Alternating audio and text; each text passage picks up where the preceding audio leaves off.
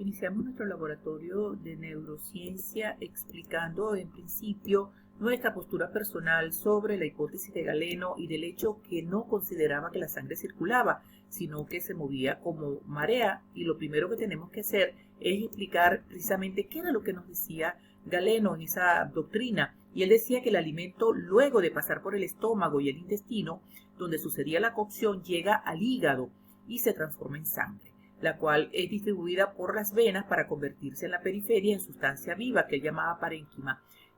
Otra fracción de la sangre hepática, la que es producida acá, es llevada al ventrículo derecho por la vena cava, donde la porción más sutil de ella pasa por el tabique interventricular, por poros invisibles, y ya en este ventrículo izquierdo, por intermedio del calor innato, se transforma en sangre espirituosa.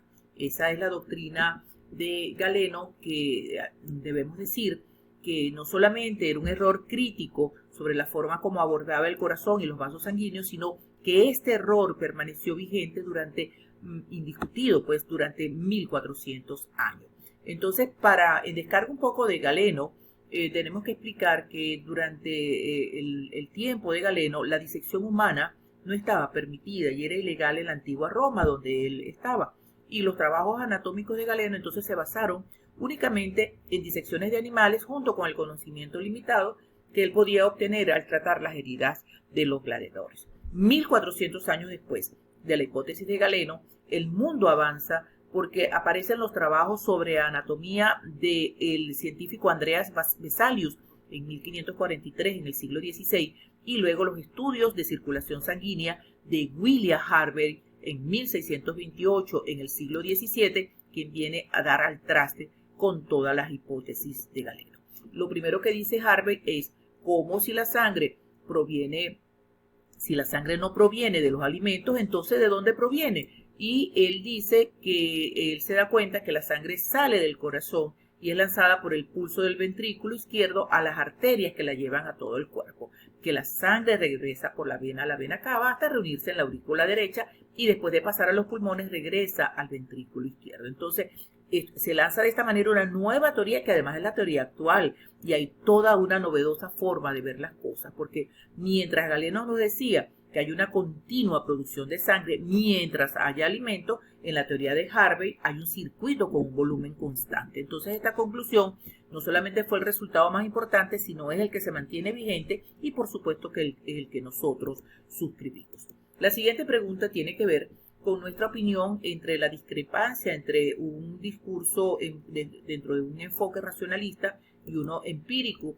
Y nosotros tenemos que decir que mientras que el racionalismo afirma que la fuente del conocimiento es la razón, el empirismo alega que es la fuente sensorial. Entonces, nosotros debemos decir que los científicos también son seres humanos, entonces resulta lógico pensar que las formas de realizar la investigación se basen en dos componentes fundamentales. Primero, los estilos propios de pensamiento al realizar una investigación, es decir, cómo se ve y se concibe el mundo y el tipo de observaciones investigativas. Entonces, hasta ahora pienso que nadie tiene la autoridad suficiente como para dictar un canon estricto y específico respecto a cómo se debe investigar, más allá de cumplir con ese acuerdo tácito generalizado que según el cual la investigación es un proceso de producción de conocimientos esencialmente comunicables, replicables, evaluables y sometibles a pruebas de fiabilidad que se realizan dentro de un campo científico específico. Eso es lo que yo considero sobre esta pregunta. Y en cuanto a las personas con afasia de Wernicke, a menudo no son conscientes de sus errores al hablar. ¿Por qué? Entonces vemos que el área de Wernicke es una de las áreas principales para llevar a cabo la comprensión del lenguaje, y tanto escrito como oral. Aquí lo tenemos, está ubicado en el lóbulo temporal del cerebro. Entonces la principal causa de la afasia de Wernicke puede ser un accidente cerebrovascular, pero también se puede producir por una lesión grave que se produzca por la presencia de un tumor cerebral, por una infección grave. De tal manera que cuando hay un daño de esta naturaleza, nosotros nos encontramos con una persona que puede tener habla fluida, pero tiene dificultad para la repetición, para la introducción de nuevas palabras apropiadas para el habla, pero sobre todo por la comprensión gravemente afectada. Eso es lo que podemos decir acerca de este laboratorio. Buenas tardes.